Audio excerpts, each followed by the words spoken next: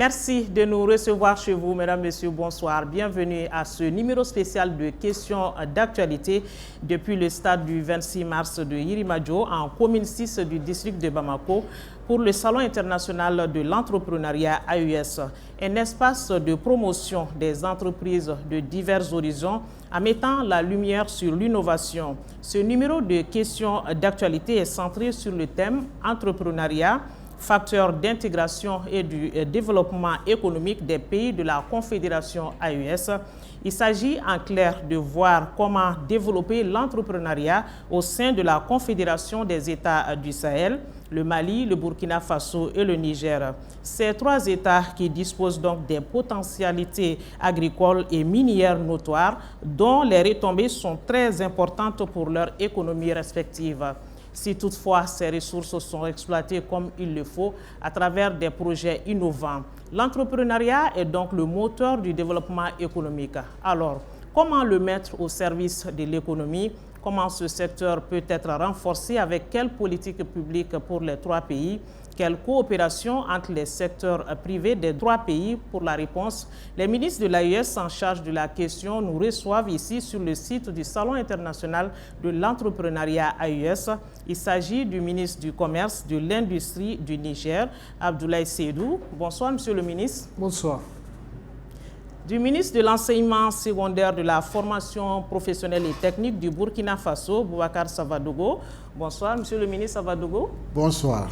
Et de madame le ministre de l'Entrepreneuriat national, de l'Emploi et de la formation professionnelle, madame Oumou Salsek. Bonsoir, madame le ministre. Bonsoir, madame.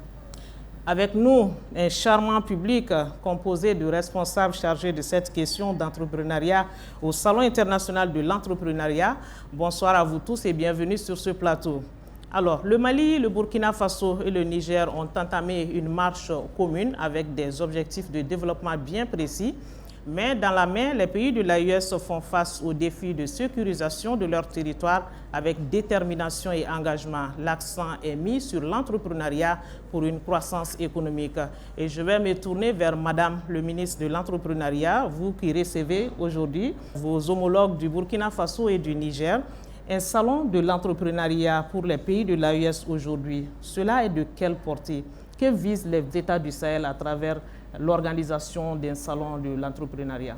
Comme vous le savez, il y a quelque peu de temps, nos trois chefs d'État ont décidé de nous organiser dans un espace commun confédéral de nos trois pays, avec une vision claire, avec des orientations pertinentes. Et sous leur leadership, nous avons effectivement décidé de donner du contenu à ces orientations. Et en donnant ce contenu, nous avons réfléchi que la manière la plus pertinente aujourd'hui de servir notre espace, d'accompagner le peuple, les peuples de cet espace, et de renforcer l'intégration, mais aussi booster notre économie, le salon de l'entrepreneuriat pourrait être une réponse idéale.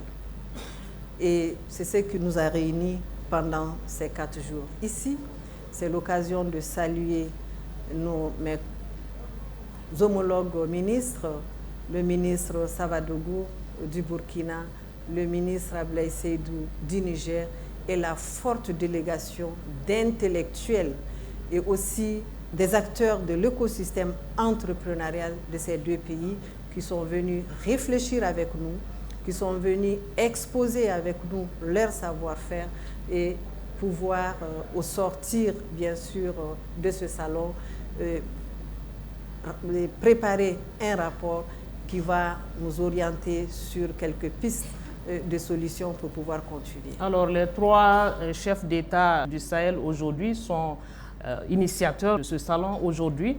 Dites-nous, qu'est-ce que vous visez concrètement, les États du Sahel, à travers le rassemblement de tous ces acteurs intervenant dans le secteur de l'entrepreneuriat? Le thème déjà de ce salon est interpellateur. Intégration, parle d'intégration, parle de brassage humain. C'est aussi du partage de notre savoir-faire, de nos richesses, de mettre en place, sinon réunir autour de ce salon des experts pour réfléchir aujourd'hui un modèle propre à notre confédération, pour booster notre économie, pour aujourd'hui nous dire comment est-ce qu'on peut exploiter nos ressources et pour y gagner. Comment aujourd'hui mettre ensemble notre jeunesse qui est un potentiel aujourd'hui pour booster l'économie. Comment aussi créer ce grand réseau d'acteurs de l'écosystème entrepreneurial, investisseurs, entrepreneurs expérimentés, jeunes entrepreneurs en herbe. Et nous, en tant que ministre chargé de ces questions, qu'est-ce qu'on peut faire de toutes ces réflexions? Donc, c'est Bamako qui a posé aujourd'hui les jalons, les b.a.-ba de cet entrepreneuriat AES? Tout à fait. Nous l'avons initié, nous l'avons partagé avec mes collègues du Niger et du Burkina qui ont trouvé l'idée extraordinaire et nous allons l'enrichir ensemble, tirer des leçons de cette première édition et voir comment est-ce que d'ici la deuxième édition, que ça soit véritablement un salon qui répond à nos besoins, qui répond aux besoins de nos populations, mais qui peut servir l'ensemble de notre espace. Tout à fait, servir l'ensemble de l'espace. Ministre Savadogo, ce salon a été mis sous l'image d'une plateforme d'innovation, de coopération. Et quel est son intérêt pour les pays du Sahel? Le salon, c'est sous le signe de l'innovation. Mais je voudrais, avant de commenter cela, féliciter Madame le ministre de l'Entrepreneuriat national, de l'Emploi et de la formation professionnelle du Mali pour avoir concrétisé cette vision de leurs excellences, les présidents de la République du Mali, le président du Faso et le président de la République nigérienne. Parce que ces orientations pouvaient être données, mais la concrétisation est une autre chose. Et elle a réussi à mobiliser déjà au Mali et à nous mobiliser les deux pays de l'AES pour que ça soit une réalité. Une autre chose que je voulais fortement signaler, c'est le contexte. Nous savons qu'il y a des oiseaux de mauvais augure qui ont passé le temps à pulluler et à piailler que Bamako est bloqué. En tout cas, nous, on n'est pas bloqué, c'est leur voix qui est bloquée. Parce que nous sommes très fiers d'être ici, nous sommes très contents, nous avons quitté chez nous et nous sommes chez nous et nous circulons comme nous voulons. Donc, après cela, ce salon qui est de l'innovation, ça permet aux pays de l'AES de partager ce qu'il y a dans nos terroirs, de partager ce que nous savons faire de la transformation de nos atouts pour aller conquérir des marchés. Nous avons pu voir tout le long du salon, dans les stands, des gens qui sont partis de rien pour avoir des produits de qualité. Et ces produits, une des valeurs intrinsèques qu'il faut signaler, c'est le fait que ce sont des produits adaptés à nos modes de consommation. Et ces modes de consommation, nous les avons au Burkina Faso, nous les avons au Mali, nous les avons aussi au Niger. Donc en partant, nous allons amener des produits que nos frères et sœurs vont voir que ça se fait au Mali. Nous avons aussi amené, pour participer à ces salons, des jeunes, des entrepreneurs du Burkina Faso qui ont exposé leur savoir-faire, qui ont aussi été appréciés puisqu'il y en a qui ont fait sûrement de bonnes affaires. Donc c'est cette intégration, cette innovation, cette souveraineté que ce salon a mis aussi en avant. En dehors du savoir-faire, en dehors du partage d'expérience, c'est le networking aussi, le réseautage qui va être mis en place. Parce qu'il y a des jeunes qui sont au Mali, qui sont en train de travailler sur des produits, peut-être qu'en découvrant avec leurs homologues du Burkina Faso et du Niger certaines techniques, ça va leur permettre d'améliorer. Ça va leur permettre aussi d'avoir accès à d'autres marchés à travers des intermédiaires. Parce que si les produits venus du Niger et du Burkina sont appréciés ici, on a un point focal qui va leur permettre d'écouler ces produits. Et ces points focaux du Burkina et du Mali deviennent aussi des éléments importants pour ceux qui sont basés au Mali. Donc il y a une interconnexion qui est en train de se faire. Et c'est le thème même quand on dit l'entrepreneuriat facteur d'intégration dans l'espace AES, c'est le but même que nous sommes en train d'atteindre comme ça. D'accord. Alors, le ministre Abdoulaye Seydou du Niger, dites-nous, ce sont des entreprises des 3 pays aujourd'hui réunies pendant 4 jours d'échange. Est-ce qu'on peut dire à partir de Bamako que de vraies coopérations se sont établies aussi? Des liens se sont tissés pendant ces 4 jours? Saluer et féliciter notre sœur, la ministre de l'Entrepreneuriat national, de l'emploi et de la formation professionnelle du Mali, pour l'invitation, mais aussi et surtout la réussite et le succès éclatant de cette activité. Une activité qui est un indicateur et la preuve que l'AES, ça marche, l'AES avance, la tête haute et avec dignité, qui prouve que l'AES n'est pas plombée.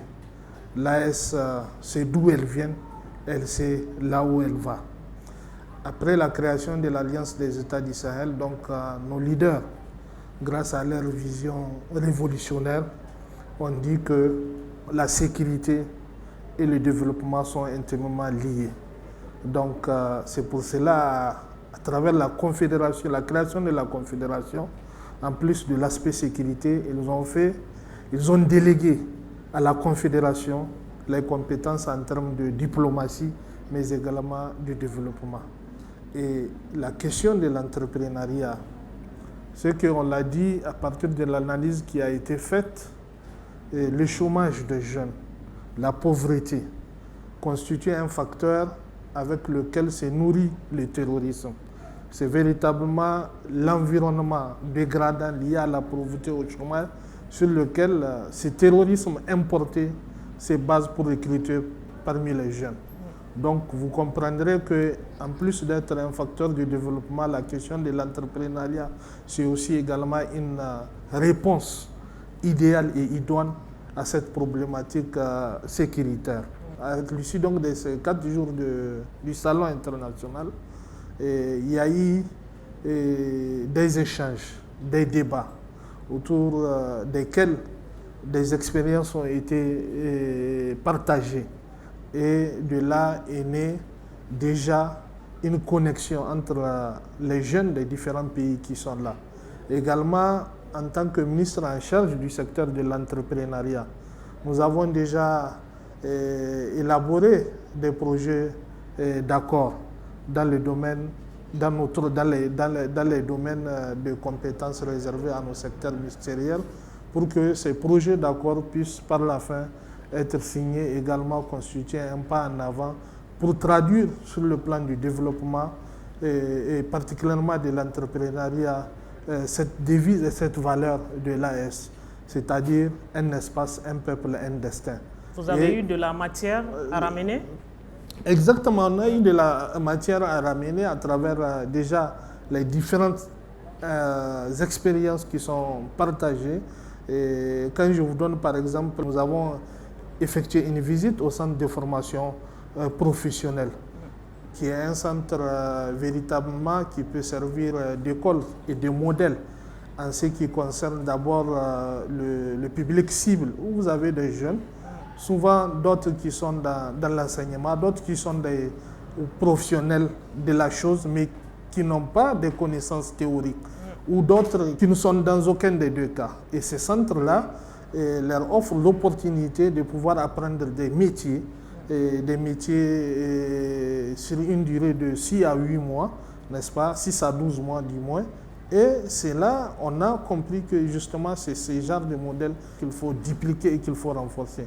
On a aussi compris et on a fait tirer cette conclusion sur la nécessité de réformer fondamentalement notre système éducatif pour mettre l'entrepreneuriat au cœur de notre système éducatif. Nous avons également vu, à travers la visite des stands, les expositions qui ont été faites et on a compris à quel point il y a une richesse énorme et en termes de transformation, par exemple, de nos produits agroalimentaires. Donc, dans le cadre de la transformation agroalimentaire, vous avez beaucoup d'expériences et des similarités entre nos pays et on a conclu sur la nécessité de renforcer et d'accompagner ces jeunes-là à pouvoir, n'est-ce pas, produire leurs produits à une échelle plus élevée. En tout cas, ces ressources sont remarquables. On va parler de ces potentialités économiques. L'AES, c'est environ 70 millions d'habitants. Le Mali, le Burkina Faso et le Niger regorgent d'énormes potentialités, des ressources naturelles qui peuvent être exploitées pour arriver à une indépendance économique dans un espace sécurisé. C'est une vision des 3 chefs d'État de l'AES, développement endogène, avec un coup de pouce à l'entrepreneuriat.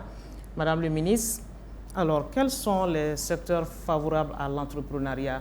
L'entrepreneuriat, madame, est transversal. Il est caché partout, il est visible partout. Quand on prend notre département, nous formons, nous accompagnons dans tous les secteurs. Et notre cible, c'est la jeunesse, c'est surtout les femmes. Que ça soit en termes de gestion, créer mon entreprise, bien gérer mon entreprise, former dans un métier, donner de l'équipement d'insertion, faire un accompagnement.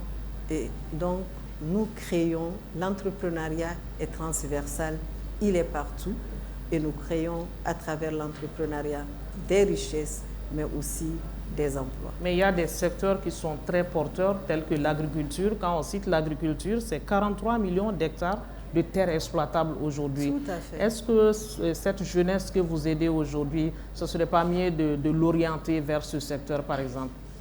Tout à fait. Nous, comme je dis, il est transversal, nous touchons à tous les secteurs. Je prends le simple exemple du monde de l'agriculture. Nous avons un projet aujourd'hui qui est en train de cibler 60 000 jeunes pour un coût de 59 milliards 500 millions. Donc c'est le programme FIER 2 qui a déjà commencé et qui intervient surtout dans ces zones rurales et en grande partie dans le domaine agricole. Et effectivement, il y a le secteur aussi de l'élevage, n'est-ce pas? Donc, de la formation à la transformation, le secteur, donc l'agriculture avec Grand A, la transformation du lait. Donc, c'est un domaine, effectivement, qui regorge beaucoup de potentialités sur lequel nous nous basons, surtout dans les zones reculées, pour créer de l'entrepreneuriat, des entrepreneurs locaux et des entreprises au niveau local qui répondent vraiment aux besoins du local et dans leur contexte. D'accord. Monsieur le ministre Savadogo, ce sont les mêmes réalités partout dans les pays de l'AES, les mêmes ressources qu'on peut exploiter. Comment ces projets d'envergure peuvent englober les 3 secteurs à votre avis? Dans le cadre de l'AES, il y a des pôles économiques essentiels qui ont été développés et qui sont prônés. Et vous avez parlé du secteur de l'agriculture qui est très important. Il y a le secteur des mines, il y a le secteur des infrastructures. Il y a le rail qui doit faire Bamako, Ouaga, Niamey. Il y a l'autoroute qui doit faire Bamako, Ouaga, Niamey et d'autres projets. Mais si je revenais au secteur agricole, au Burkina Faso, nous avons ce qui est appelé l'initiative présidentielle pour une offensive agro-silvo-pastorale, ce qui permet de développer des zones économiques pastorales, des zones économiques agricoles, donc d'aménager des terrains, des espaces, et des jeunes sont recrutés, formés pour qu'ils puissent s'installer et produire. Parce que nous voulons non seulement être autosuffisants, mais surtout souverains. Et cette autosuffisance, cette souveraineté va engendrer beaucoup d'entreprises, individuelles ou familiales. Parce qu'après la production, il y a toute la chaîne de valeur qui va se développer, la transformation. Et dans cette logique de transformation, nous avons vu ici qu'au Mali, des jeunes ont été formés pour transformer des produits agricoles. Au Burkina, des jeunes et des femmes ont été formés, comme au Mali, comme au Niger, pour transformer. Donc ce sont ces politiques d'envergure qui vont aussi aider les jeunes et les femmes et toute la population entreprenante pour avoir ces opportunités-là. Lorsque le rail va se mettre en place, il est clair que les échanges vont être facilités. Lorsque l'autoroute va être mise en place, ce sont des projets trans-AES, ça va aussi faciliter. Donc voici des secteurs. Alors nous avons pris le cas du secteur agricole, mais il y a d'autres secteurs. Bien sûr. La construction et ainsi de suite. Nous avons visité un centre de formation, comme disait mon collègue du Niger, où nous avons vu des jeunes qui sont en train d'apprendre des métiers des gros œuvres, des métiers de la finition, des métiers de la maintenance. Donc tout ceci va contribuer à faire en sorte que les besoins des populations de l'AES puissent être résolus grâce aux jeunes qui sont en train de se former et qui vont constituer des micro-entreprises. À vous entendre, les échanges commerciaux aussi ont un très grand rôle à jouer à cet effet. Il est indéniable que la force que l'on veut donner à l'entrepreneuriat doit avoir 3 dimensions. La première dimension est interne à chaque pays. Il faut que l'on soit capable d'exploiter nos potentialités internes pour pouvoir plus tard aller vers les 2 autres pays pour avoir des mini-conglomérats. Mais nous ne sommes pas isolés. La globalisation n'est pas morte. La globalisation existe et c'est réel. Et le développement veut dire aussi conquérir des marchés. Donc la 3e dimension, c'est d'être capable de conquérir des marchés. Donc les échanges vont se faire non seulement au niveau interne entre les régions, mais ça doit se faire entre les pays de l'AES et après ça va se faire entre les pays de l'AES et les autres pays de la sous-région et pour aller au-delà. Nous avons des facteurs très importants sur lesquels nous pouvons compter. Et vous avez dit, dans la zone AES, il y a des produits qu'on ne trouve massivement que dans ces pays-là. Ouais. Si vous prenez le Burkina et le Mali, en termes de production de coton, en termes de production de karité, en termes d'autres produits, on les trouve massivement chez nous, où nous avons un avantage comparatif, concurrentiel, par rapport à d'autres pays. Et ces produits sont recherchés ailleurs. Tout à fait. Donc, il faut que l'on puisse travailler là-dessus pour que les échanges puissent aller loin. Mais il faut servir d'autres pays. Exactement. Et surtout, ces salons de l'entrepreneuriat, comme vous l'avez commencé par l'innovation, c'est quelque chose sur laquelle il faut que l'on travaille encore plus. Parce que dans les échanges, on nous avait placé dans la première partie de la chaîne de l'échange, la matière brute que l'on doit exporter. Et nous ne voulons plus cela. Nous voulons que l'on puisse exporter la matière finie ou semi-finie. La matière que nous exportons ne doit plus revenir chez nous plus chère. La matière que nous exportons doit partir d'ici avec la meilleure qualité. Et c'est cette richesse que nous allons prendre et continuer à développer notre pays. D'accord. Alors, monsieur le ministre, au niveau du Niger, dites-nous, comme il l'a rappelé, au Burkina Faso, les ressources naturelles qui sont mises en valeur là-bas, c'est le même cas au niveau du Niger? Et bien sûr, c'est le même cas. On est au niveau de l'AES dans une dynamique d'affirmation de notre souveraineté. C'est pour cela que le président de la République, le général d'armée Abdrahmane Tiani, a formulé sa vision comme étant celle de bâtir un Niger nouveau où les Nigériens unis et solidaires décident souverainement pour la patrie dans l'intérêt supérieur du peuple.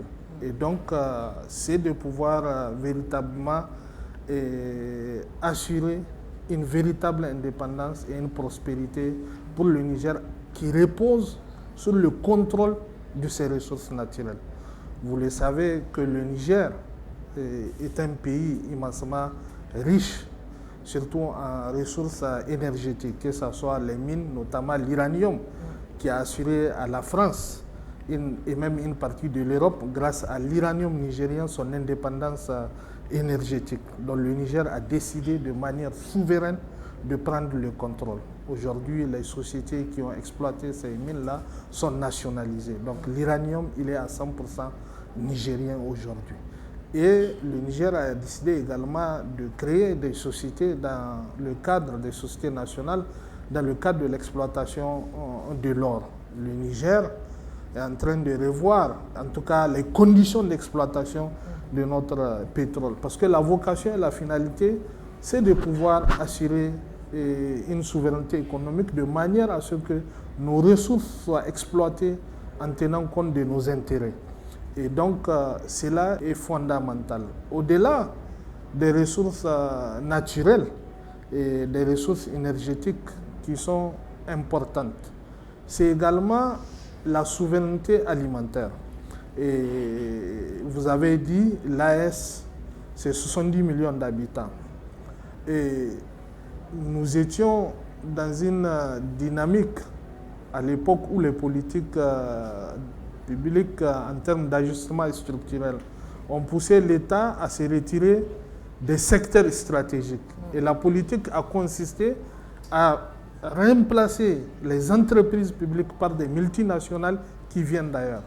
L'objectif, c'était de pouvoir contrôler notre politique et c'est ça qui a mis l'État aujourd'hui à terre. Aujourd'hui, on est dans une dimension de dire que l'État doit pouvoir investir. Comment mettre tout cela au profit de l'AES aujourd'hui? Comment est-ce qu'on peut encourager ou stimuler l'investissement au niveau de tous ces secteurs-là pour que ça soit profitable aux trois pays? Par exemple, dans le cadre de la souveraineté alimentaire, au Niger, nous avons initié le programme de grande irrigation. Le programme de grande irrigation qui a permis de réaliser en un an des miracles. Pour la production, par exemple, du riz, où à l'époque, on nous a fait savoir que ça se cultive, ça se produit autour du fleuve. Le président a dit non, il faut investir de l'argent, il faut investir, il faut cultiver le riz. Et on a vu, en une année, la production du riz a été multipliée par 4. Et aujourd'hui, le coût du sac de riz a connu une baisse de plus de 40%, 40 à 45%. En une année. Et cela est idem presque pour tous les produits agricoles, les céréales, avec les politiques nationales qui ont été mises en œuvre. Donc on a vu qu'avec ces initiatives qui sont faites par nous-mêmes, avec nos propres fonds, où nous n'avons pas à suivre des mécanismes, pour répondre un peu à votre question, ce qu'il faut savoir compter sur nous-mêmes. Et compter sur notre intelligence, compter sur nos ressources. Et à ce niveau-là, il est extrêmement important qu'on pense à un développement endogène, à la mise en place des mécanismes par lesquels nous pouvons justement soutenir le développement en plus de la lutte contre l'insécurité et le terrorisme. C'est pour cette raison, quand vous regardez, il y a quand même un dispositif commun aux trois pays. C'est le Fonds de solidarité pour la sauvegarde de la patrie au Niger, c'est le Fonds de soutien patriotique au Burkina Faso, c'est idem également au Mali, où on a vu qu'avec la conscience patriotique, le peuple qui est désormais conscient que le développement repose sur ses épaules, contribue volontairement. Et vous avez des montants énormes qui sont épargnés et qui viennent renforcer l'équipement de nos forces de défense et de sécurité, qui vient également soutenir des actions de développement.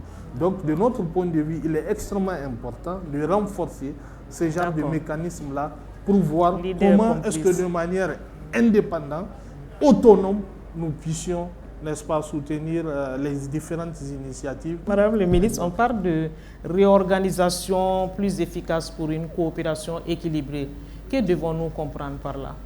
Nous devons comprendre par là, à la suite de mes homologues, que nos solutions sont toutes trouvées si nous sommes déterminés à travailler, à comprendre que nous sommes cette force et nous avons toutes ces richesses dont tu parles. Quand je prends l'exemple du Mali, pour juste prendre aujourd'hui le lithium, qui nous place aujourd'hui avec la deuxième usine, le premier en Afrique, et nous sommes parmi les 7 premiers du monde. Et aujourd'hui, la volonté de notre chef d'État, son Excellence le général d'armée Assimi Goïta, c'est de pouvoir donner une place importante au secteur privé, c'est de pouvoir créer beaucoup plus d'emplois. C'est de pouvoir former des jeunes sur place pour travailler dans ces usines. Et la toute dernière usine qui vient d'être inaugurée, c'est 95% de locaux d'employés. Donc c'est 500 emplois directs. Imaginez tous les emplois indirects et c'est 800 emplois très bientôt, progressivement. Donc c'est de dire que la seule chose que nous devons faire aujourd'hui, c'est vraiment de nous approprier cette vision. C'est de compter avec nous et avec nous transformer au niveau local. C'est les politiques publiques dont ils ont parlé, elles sont claires. Aujourd'hui, quand on prend le cas du Mali, le secteur privé, dans tout ce qui est investi, tout ce qui est investissement, en prenant le secteur minier dont on a commencé dont on parle, c'est au moins 35%, n'est-ce pas, pour l'État, 5% pour les privés, ce qui n'était pas le cas avant que le code, n'est-ce pas, le nouveau code minier ne soit mis en œuvre. Donc, c'est exactement cette vision que partagent nos trois chefs d'État. C'est à nous et surtout c'est un appel à la jeunesse parce que c'est pour eux tout ce sacrifice, tout cet engagement de nos chefs d'État, c'est de pouvoir créer un espace propice, apaisé et donner des opportunités concrètes à cette jeunesse. Donc il est temps qu'on se réveille et c'est comme ça que je vois et je pense que c'est vraiment la vision que nous partageons aussi avec le Niger et le Burkina et nous y travaillons en tant que ministre chargé de la question. En tout cas, le Premier ministre l'a dit lors du lancement de ce salon que la promotion de l'entrepreneuriat est vue comme une exigence pour la transformation des économies des trois pays. En quoi l'entrepreneuriat, Madame le ministre, je vais rester avec vous, est un facteur de développement économique? Aucun pays ne s'est développé sans un écosystème entrepreneurial solide. C'est le socle de tout développement économique. Et aujourd'hui, il ne peut pas avoir de stabilité financière, il ne peut pas avoir de stabilité sur le plan de la sécurité sans avoir une économie solide. Et l'économie solide repose sur l'entrepreneuriat. D'accord. Alors, Monsieur le ministre Savadogo, il y a une question très importante quand même. Ça, c'est celle de qualification. On a souvent des problèmes de finition sur nos produits. Comment les États du Sahel peuvent améliorer cet aspect pour que ces produits-là soient exploitables à tous les niveaux? Vous touchez du doigt un problème très important et certains vous diront qu'il faut mettre de la technologie, d'autres vont dire qu'il faut mettre des moyens, d'autres vont dire qu'il faut brasser, ainsi de suite. Mais tout cela se résume à une chose, c'est la qualification. Lorsqu'on est qualifié, on a la capacité de transcender. Et quand on n'est pas qualifié, on ne peut pas. Et le malheur que nous avons actuellement dans nos pays, à l'instar d'autres pays, c'est le fait que nous avons un système éducatif qui héberge majoritairement des apprenants ou des jeunes de l'enseignement général. Ce qui fait qu'il y a une distorsion totale. On envoie des gens à l'école qui font plusieurs années, plusieurs dizaines, je dirais même, d'années, et quand ils sortent, quand on leur demande qu'est-ce que vous savez faire, ils vous disent qu'ils ont tel diplôme. Et ce n'est pas ces diplômes qui leur permettent d'avoir des qualifications pour pouvoir agir, pour pouvoir changer ce que nous avons. Donc, dans cet esprit, au Burkina Faso, nous avons 95% de nos jeunes qui sont dans l'enseignement général. Et sous le leadership du président du Faso, le camarade capitaine Ibrahim Traoré, il nous a été donné la mission de faire en sorte qu'en 2050, nous ayons 60% dans l'enseignement technique et professionnel et 40% dans l'enseignement général avec une forte proportion de scientifiques. C'est une volonté politique. Parce que quelqu'un qui a une qualification, c'est une première réussite dans son parcours entrepreneurial. Nous avons vu dans les stands, et Madame le ministre l'a montré, Les agences qui existent au sein de son ministère, c'est eux qui ont formé beaucoup de personnes qui ont d'abord acquis une qualification et qui ont maintenant travaillé pour avoir quelques produits. Si ces personnes n'avaient pas été formées, elles n'auraient pas pu produire. Elles auraient juste été employées pour essayer de faire quelque chose. Elles n'auraient pas pu elles-mêmes produire et employer. Et quand elles produisent, c'est elles qui emploient automatiquement. Et c'est ce slogan qu'on aimerait avec Madame le ministre, avec Monsieur le ministre et avec d'autres homologues pour qu'on dise tout jeune qui est qualifié doit créer non seulement son emploi, mais il doit aussi créer un emploi pour un autre jeune. Parce que les défis auxquels nous faisons face sont des défis énormes. Et ce n'est pas l'emploi public qui va résoudre ces défis-là. Si nous qualifions quelqu'un, il faut que cette personne sache que l'État a fait un effort pour qu'il puisse avoir les moyens de s'en sortir. Donc l'esprit patriotique, l'esprit souverainiste, l'esprit citoyen doit aussi faire en sorte qu'ils se disent « je ne vais pas dormir sur mes lauriers, il faut que je fasse en sorte que d'autres jeunes puissent être employés ». Et c'est ça que nous voulons prôner à travers cet espace AES à tous nos jeunes. D'accord. Alors, Monsieur le ministre Abdoulaye Seydou du Niger, à ce niveau, est-ce que la question d'adéquation filière de formation et offre d'emploi sur le marché ne se pose pas? Vous avez des jeunes qui sortent de l'école, diplômés, mais qui n'ont pas les compétences et les qualifications requises pour répondre aux besoins, n'est-ce pas, des structures économiques.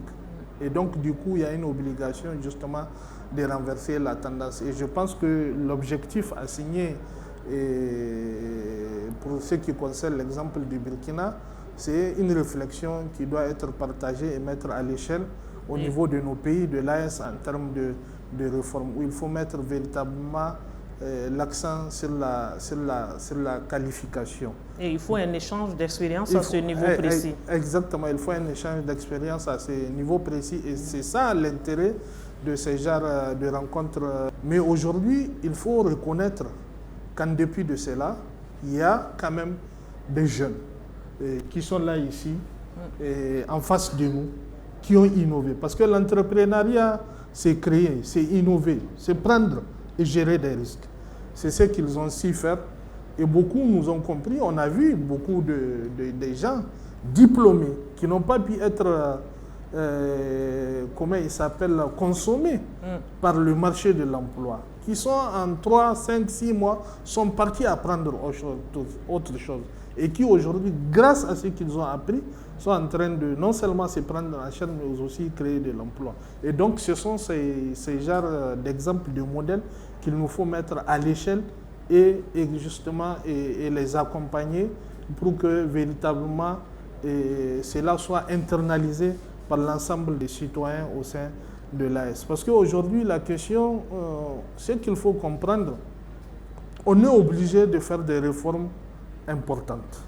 Parce que nous sommes dans une dynamique révolutionnaire et cette révolution nous impose à un moment donné de dire qu'il faut s'arrêter, il faut inventer un modèle propre à nos besoins. Est-ce que vous êtes déjà dans cette dynamique après ce salon international de l'entrepreneuriat? Nous sommes déjà dans cette dynamique et c'est ça le mot d'ordre des chefs d'État au niveau de l'AES.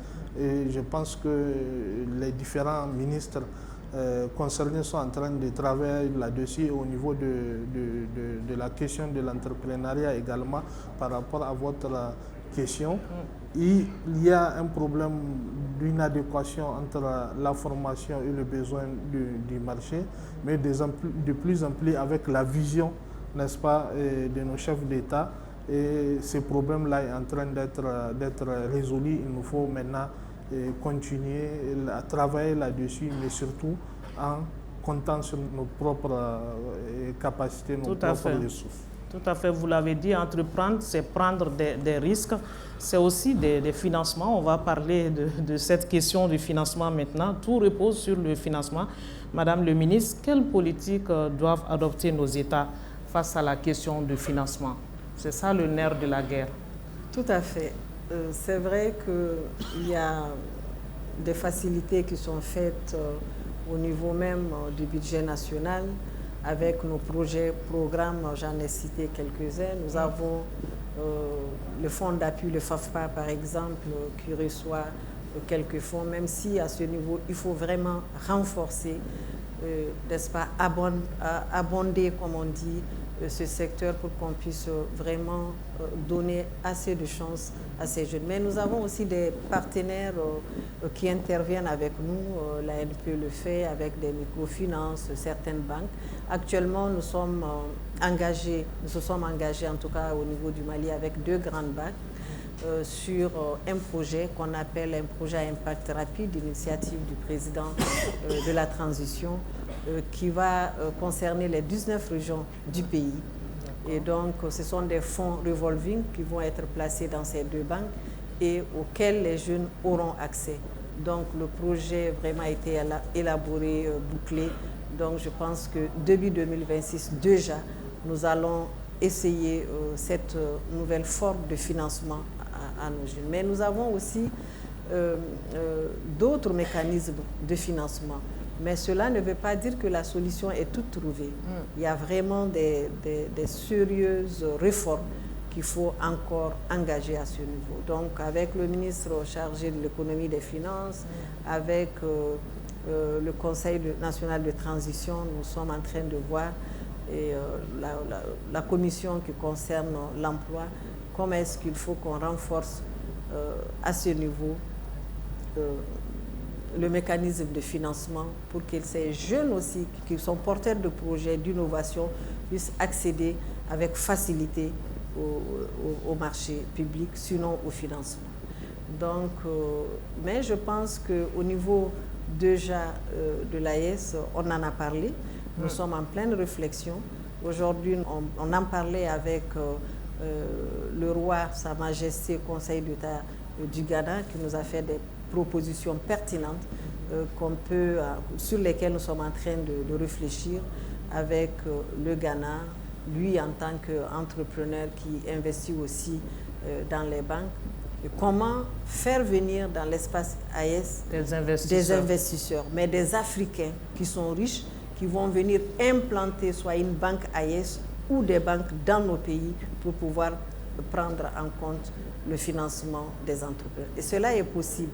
Donc, une fois que la réflexion se termine, nous allons faire des propositions à nos chefs d'État et nous espérons bien être accompagnés parce que ça serait vraiment un financement endogène mis en place par des Africains qui sont des milliardaires et qui sont capables de créer des banques et de créer des richesses. D'accord. Alors, Monsieur le ministre Savadogo, tout repose sur cette question de financement. On a beau des projets en vue, on a beau des projets déjà mis en place. Si on n'a pas de financement, c'est voué à l'échec. On ne le souhaite pas. Quelle politique nos États peuvent mettre en place pour vraiment aider ces jeunes entrepreneurs à faire ce qu'ils veulent concrètement? Alors, comme vous l'avez dit, le nerf de la guerre, c'est l'argent. Et l'argent, il faut aller faire des recherches où il faut créer des mécanismes pour avoir l'argent de plusieurs manières. Nous avons plusieurs mécanismes au sein de nos États qui consistaient à avoir des fonds nationaux pour prêter aux jeunes pour qu'ils puissent développer leurs entreprises. Nous avons aussi d'autres types de fonds sur lesquels on se base pour avoir des garanties, ainsi de suite. Mais on fait un constat très simple. Je le disais que de 0 à 15 ans, la population burkinabé de cette tranche d'âge est de 45%. Nous sommes environ 22 millions d'habitants, donc cela veut dire qu'il y a environ 10 millions de personnes qui ont entre 0 et 15 ans. Donc dans 3 ans, ces 15 ans vont commencer à rentrer dans la vie active. Ça veut dire que dans 10 ans, pendant 10 ans, il va falloir intégrer ces 10 millions de personnes. Donc ce ne sont pas seulement ces mécanismes publics qui vont suffire pour que ces jeunes puissent pouvoir investir. Alors il faut imaginer plusieurs mécanismes. Sous d'autres cieux, l'argent circule entre ceux qui produisent. Chez nous, nous avons perdu peut-être cette façon de faire et nous pensons qu'il faut qu'on aille chercher l'argent ailleurs pour venir développer. Malheureusement, ce qu'on cherche ailleurs, il faut après qu'on prenne pour aller leur donner. Donc, il faut que l'on développe d'autres mécanismes. Les États sont souverains, c'est vrai. Les États doivent développer des mécanismes pour rassurer les gens que le risque qu'ils prennent, il y a quand même une couverture. Il y a des risques que la personne prend. Il faut qu'il ait des couvertures juridiques. Il faut qu'il ait des assurances, ainsi de suite. Mais les mécanismes de financement, ceux qui vont nous permettre réellement d'avoir plus de femmes et de jeunes qui réussissent, il faut que ce soit des mécanismes entre les populations de l'espace AES. Et nous discutions sur cela en disant que si nous prenons 10 millions de personnes dans l'espace AES qui investissent ou qui contribuent dans une caisse à raison de 1000 francs par personne et par mois, donc chaque mois, ça ferait 10 milliards. Dans une année, ça fait 120 milliards. Avec ces 120 milliards sur 5 ans, on est à 600 milliards. Il n'y a pas une seule entreprise dans notre espace qui peut se prévaloir d'avoir ces capitales. Mais il faut qu'on puisse développer ce type de mécanisme pour aller de l'avant. Et c'est en ce sens que l'espace aérien, les 70 millions de personnes, c'est très important de les avoir, mais il faut qu'on puisse les faire contribuer au développement. Ce développement endogène, ou cette forme de coopération, de communautarisme, si on ne développe pas, il faut là qu'on commence à mettre l'accent. Mais nos parents nous ont montré la voie. Malheureusement, nous n'avons pas saisi le discours. Pourquoi? Parce qu'on ne l'a pas développé assez. Partout en Afrique, dans nos 3 pays, les tontines ont existé dans nos villages. Et ça existe encore. Et c'est grâce à ça que beaucoup de femmes arrivent même à faire leur commerce. Donc les tontines peuvent être utiles? Les tontines sont plus que utiles. Il faut maintenant y donner du contenu. Il faut dépasser la tontine que l'on attache au bout du paille. Il faut qu'on aille à la tontine qui est plus grande que la banque, etc. C'est ça qu'il faut que l'on fasse. Donc, nous avons des mécanismes, il faut qu'on croie à notre potentiel. Nos dévanciers ont pensé des choses. Nous devons réfléchir comment l'innover. Et c'est ça aussi l'entrepreneuriat. Donc, nous avons les moyens autour de nous. Qu'est-ce que l'on fait? Lorsque la campagne de coton se termine, il y a beaucoup de milliards qui sont dans les campagnes. Qui va les récolter? Qui en fait quoi? On laisse les personnes reprendre cet argent, mettre dans la consommation et qui s'endettent la saison prochaine pour pouvoir encore produire, alors que cela pourrait le faire. Le producteur de coton, il y a 20 ans, il a travaillé sa terre, il a produit du coton, ça enrichit des entreprises. Mais aujourd'hui, son enfant, qu'il veut soigner dans un poste de santé, ce poste de santé ne lui appartient pas. L'école ne lui appartient pas, etc. etc. C'est à ça que nous devons aussi penser, et c'est ça les politiques publiques qui doivent soutenir, pour garantir, pour dire, le risque que tu prends, il y a des mécanismes derrière pour t'assurer, pour te protéger, mais il faut que tu prennes le risque, etc. Et là, ça soulève la question de transformation aussi qui peut être utile à ce niveau. Exactement, il faut la transformation, mais pour que la personne s'engage dans la transformation, là, il lui faut des fonds. Parce qu'il va falloir acquérir de la technologie. Mais pour qu'il puisse acquérir cette technologie, s'il doit compter sur de l'argent qui vient ailleurs, il n'est pas possible qu'il l'ait. Pourquoi? Parce que celui qui lui donne cet argent a besoin aussi que cette matière brute vienne chez elle pour qu'elle transforme et que sa population travaille.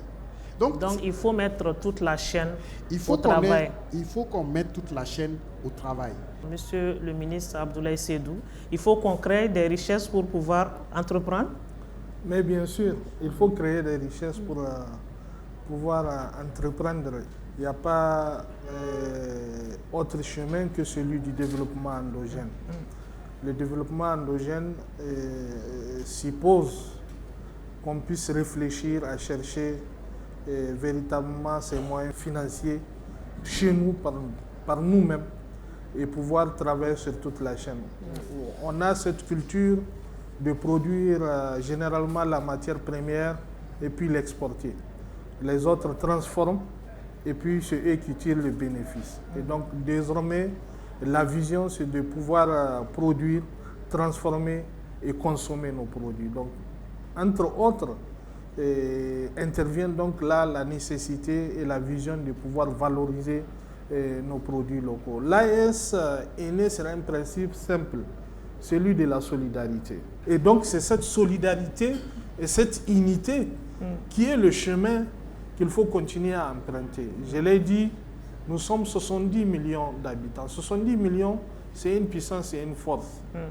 Et l'AES a l'avantage d'abord d'avoir des dirigeants qui ont la même conviction, qui sont imbus de ces valeurs de patriotisme et d'honnêteté, d'intégrité. Ils ont pensé, ils ont créé l'AES, ils ont créé la Confédération, ils ont joué leur partition. Et donc, c'est à nous maintenant d'internaliser en tant que leurs collaborateurs et en tant que citoyens, en tant que population, internaliser ces valeurs-là et les traduire en actes concrets. Donc on a l'avantage que l'AES soit une AES des peuples. Une AES des peuples, ça veut dire que cette dimension de développement doit être supportée et portée par les peuples. Et ces mécanismes de financement, ce sont des mécanismes qui existent depuis plus de 60 ans. Et depuis plus de 60 ans, on fait recours à ces mécanismes. Il faut changer la donne. On est toujours dans la même situation, véritablement de sous-développement. Donc, il faut changer la donne maintenant. Et je disais que l'AES, justement, a l'avantage d'être une AES des peuples. Aujourd'hui, la dynamique révolutionnaire, c'est que le peuple peut prendre en charge les projets. Alors, nos entreprises, Madame le ministre, font face aujourd'hui à une concurrence déloyale. Quelle politique face à cela pour ne pas décourager l'entrepreneuriat? Je pense que le ministre Savadogo en a parlé. En réalité, ils font face à cette concurrence déloyale parce qu'ils n'arrivent pas à compétir avec la qualité. Et c'est cette donne que nous voulons changer à travers la formation professionnelle. Former des jeunes capables de vous fabriquer, par exemple, en termes de meubles, tout ce qu'on peut ramener de la Chine, de la Turquie, ici sur place.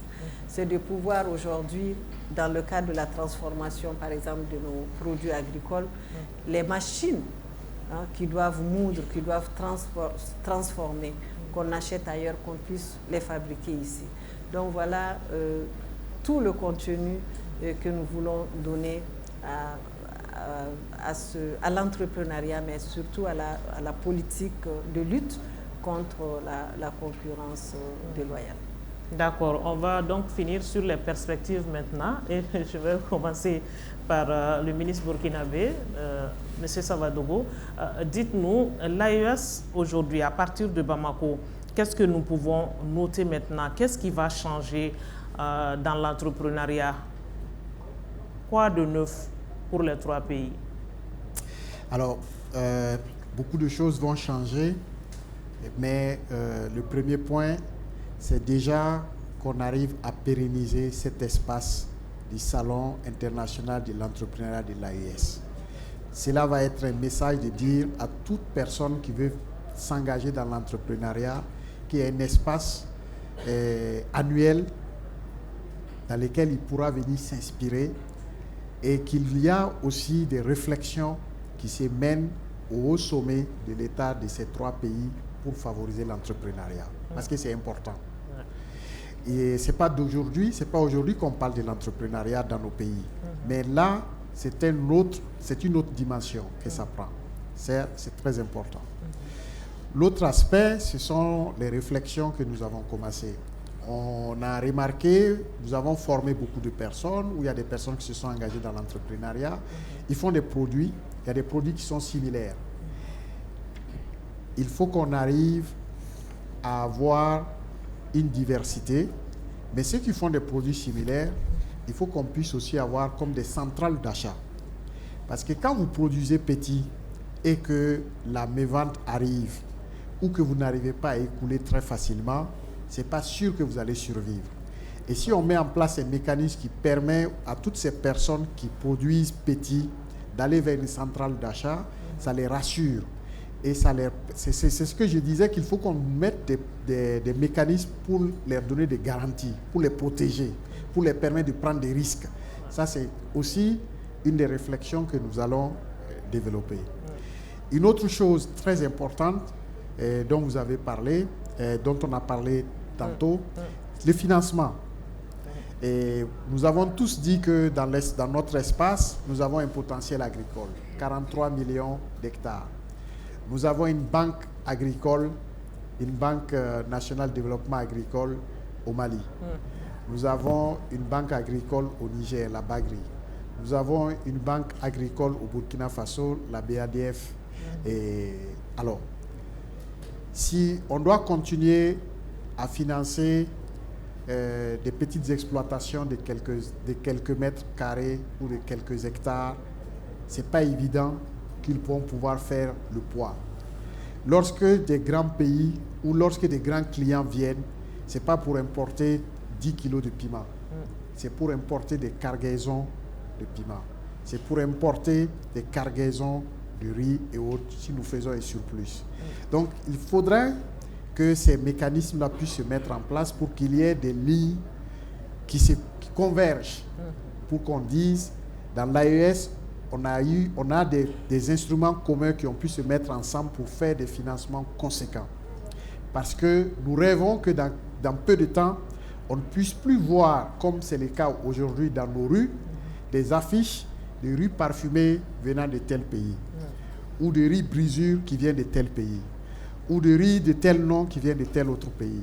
Nous voudrons que le plus petit qui s'élève, qu'il dise « Je veux manger le malodiment de la vallée du Niger. Je veux manger le malodiment de la vallée du Sourou. Je veux manger le malodiment de la vallée du Niger aussi. » Et que cette personne ait ça facilement. Et que cette personne ait ça facilement. C'est pour ça que les échanges et les infrastructures que l'on veut mettre en place seront développées. Voilà le rêve que nous avons. D'accord. On espère que le rêve sera traduit en réalité. Alors, Monsieur le ministre Abdoulaye Seydou, avec vous, les perspectives maintenant, qu'est-ce que nous pouvons noter à partir de Bamako? Justement, ce qu'on peut noter déjà à partir de Bamako, c'est cette vision et conviction commune que véritablement cela est possible et que nous avons les moyens. Et nous avons le président Assimi Goïta, le général d'armée, nous disait ce matin que l'AES est irréversible et que nous avons l'intelligence et nous avons les ressources nécessaires. Et donc, je pense que cela, c'est plus qu'une affirmation, c'est une vérité. Et à partir de Bamako, toutes les réflexions qui ont été faites, c'est que nous avons la conviction que le chemin est tracé, il faut juste l'emprunter. Vous avez parlé de tout à l'heure, de comment justement assurer la compétitivité et protéger nos produits face à la concurrence déloyale. Au Niger, par exemple, nous avons décidé de travailler sur 3 tableaux. Le premier, c'est l'accès à l'énergie. Vous savez, souvent, nos produits sont moins compétitifs ou plus chers parce que l'accès à l'énergie est véritablement une problématique pour nos entreprises, du fait du coût élevé. C'est pour cela que nous avons donc décidé de faire de notre pays un pays véritablement qui résout les besoins nationaux en termes d'énergie, mais aussi de pouvoir exporter en mettant en valeur le solaire. La deuxième, c'est la promotion des produits locaux à travers l'adoption des mesures légales, où par exemple l'État a interdit pour les administrations publiques, pour l'administration publique, les entreprises et toute structure qui bénéficie du soutien de l'État, n'est-ce pas, l'interdiction d'achat des produits d'origine étrangère fabriqués au Niger ou produits au Niger. Donc aujourd'hui, à partir de cette année, c'est le Conseil des ministres du 22 octobre passé qui a pris cette décision-là, et aussi l'institution de quotas à l'importation. Donc ça va donc obliger les acteurs nationaux déjà à s'intéresser aux produits locaux. Et de là, vous avez des mécanismes de certification, de normalisation avec l'agence nigérienne de normalisation. Comment vous repartez de Bamako? Donc on part de Bamako sur justement la nécessité de mettre à l'échelle tout cela. Aujourd'hui, c'est de pouvoir dire que déjà ce que nous faisons à l'interne, on peut le développer. Et aussi, on parle de Bamako sur la nécessité d'harmoniser nos différents instruments en termes d'accès au financement, en termes d'accès, en termes de promotion des produits locaux. Alors, Madame le ministre, vous allez boucler ce débat comme vous l'avez ouvert, avec les perspectives aujourd'hui pour l'espace AES. Qu'est-ce que les jeunes entrepreneurs peuvent attendre après ce salon? Pour nous, lors de ce salon, nous avons posé le soubassement. Et c'est aux jeunes de l'espace de l'AES de construire, de poser chacun à son niveau sa brique pour pouvoir construire cette maison commune. Donc cela veut dire tout simplement que pour nous, tout ce qui a été dit pendant ces 4 jours, tout ce qui a été fait doit être un cas d'école. Et nous attendons maintenant le retour de ces jeunes-là en termes de contribution, en termes d'appropriation.